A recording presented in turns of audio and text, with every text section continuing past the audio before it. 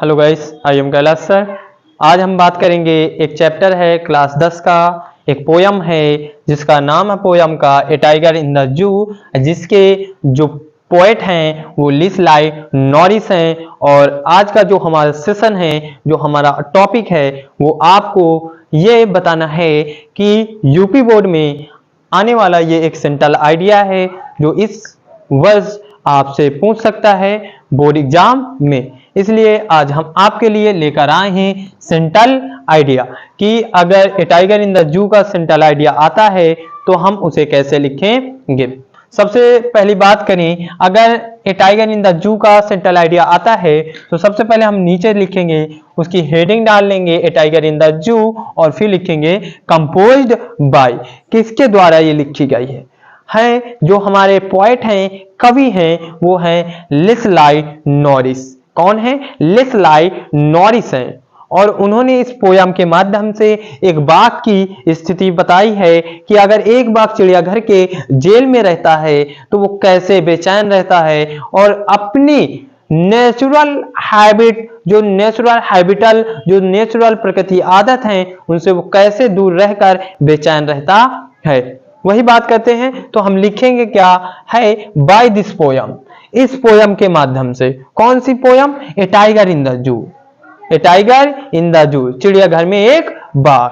The poet, जो कवि हैं, वांट टू, चाहते हैं, कन्वे, बताना, जो कवि हैं, कौन कवि? लिस लाई नॉरिस जो हैं वो हमें बताना चाहते हैं that it is cruel to keep the wild animal is small cell of the zoo. कहते हैं इट इज क्रूएल, ये बिल्कुल निर्दयी की बात होती है, बिल्कुल बेकार होता है, दयाहीन होता है, टू कीप, रखना, द विल्ड एनिमल, जंगली जानवर को। कहां पर? इज नहीं, यहां पर इन है, इन में स्मॉल सेल्स ऑफ जू, किसमें? चिड़ियाघर में। चिड़ियाघर के छोटे से जेल में जंगली जानवरों को रखना एक क्या होता है? एक दयाहीन होती है, एक निर्दयता की बात होती है। तो लिखेंगे it is cruel to keep the wild animal in small cells of zoo. फिर कहते हैं जिससे क्या होता है, जो जंगली जानवर होते हैं, जो विल्ड एनिमल्स होते हैं, वो क्या करते हैं? अवे फ्रॉम देयर नेचुरल हैबिटल, वो अपनी प्रकृति आदत भूल जाते हैं, या उनकी जो प्रकृति आदत होती है वो उनसे दूर रहते हैं। दे फील एंग्री, और वो जो जंगली जानवर होते हैं वो क्रोध, गुस्सा महसूस करने लगते हैं, वो क्रोध महसूस करने लगते हैं, उन्हें क्रोध आने लगता है।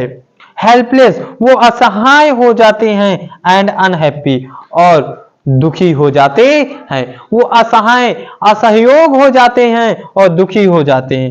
एंड रिमेंबर देयर लाइफ, और वो अपने जीवन के विषय में, रिमेंबर देयर लाइफ, वे अपने जीवन के विषय में सोचने लगते हैं।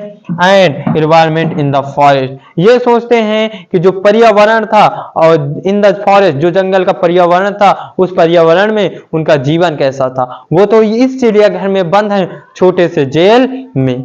वही कवि इस पोयम के माध्यम से हमको बताया था, और ये हम आपको इस सेंट्रल आइडिया के माध्यम से बता रहे हैं कि अगर यूपी बोर्ड या बोर्ड एग्जाम में आपसे ये सेंट्रल आइडिया पूछा जा रहा है तो आप इसको ऐसे अच्छे से लिखें तो आपको इसके 3 मार्क्स जरूर कंप्लीट मिल जाएंगे। अगर आपको कोई डाउट हो या हमसे कोई भूल हुई हो तो आप कमेंट लिस्ट में जाकर हमसे पूछ सकते हैं।